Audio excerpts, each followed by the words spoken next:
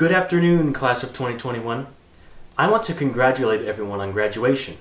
We've had a wonderful senior year, and I'm very proud of our hard work. As you head out into the world ahead, you're going to try plenty of new things. Part of that involves making a few mistakes at first. However, that is completely normal when you're new to something. We're not born knowing all of these things. Everybody makes mistakes, even the valedictorian, so don't feel too bad about it. I know how uncomfortable it is to make a mistake. It feels embarrassing to mess up sometimes. But I don't like to agonize over mistakes too much. Instead, I like to think of making mistakes as a tool to help you get better. You can always learn from your mistakes by figuring out what works and what doesn't, what went wrong and why. When you look at it in this light, mistakes are actually very beneficial for your overall performance in life. When you do get another chance at something, you'll know what to do in order to avoid making the same mistake twice. That is the proper way to make a mistake, learning from it rather than fearing it. Sometimes getting better is a conscious effort to avoid making the same mistakes over and over again, but other times it is a slow, unconscious transition into the rhythm of an activity. In that case, it is called practice.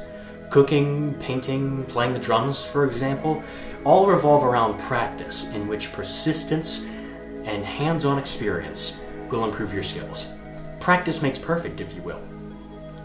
For instance, I used to play the drums in a rockabilly band called Unorganized Hancock. I started playing the drums when I was 7 years old, but I was a little rusty back then. It was difficult for me to play certain beats while keeping good rhythm and a straight face. However, after a year of practice and persistence, drumming became second nature for me. I then started playing out in the band, and many people were amazed. I was playing really well for a 9-year-old.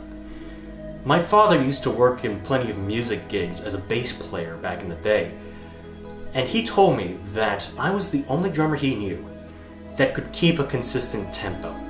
By practicing the drums as long as I had to, by continuing to play the drums, whether I was good or bad, I was able to become a skilled drummer even to this day. Practice makes perfect, everyone. That is the crux of self-improvement here. I'd also like to let you know that if you feel like you need to get help, then go ahead and get help. It's okay. It's not a weakness to need help from others. In fact, it's a really smart idea to ask for help. This is especially important to remember in certain fields where messing up can have dire consequences. As an example, woodworking involves a wide variety of power tools that can be dangerous if you don't know the proper safety precautions or how to operate them. Having a mentor in a field like this, or any field for that matter, is a massive advantage for you. It's always better to confirm things with an expert rather than winging it by yourself. You're always certain to get things right with an expert, so I highly recommend getting help if you need it. Some tasks in life can be intimidating, mainly because we don't want to fail. You may be afraid to make a mistake with something, but you really only need to make that mistake once. After that, you're all set. You've made that mistake before, you know what to do, you're ready for the next obstacle. Sometimes it can be difficult to begin pursuing an activity because you're not sure whether or not you'll be good at it. As long as you put in the time and effort to practice and stick to it, you'll come out on top.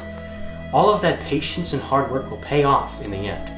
And you don't necessarily need to have a gift or hidden talent for this, although that can be very helpful when practicing. It's all about persistence and determination.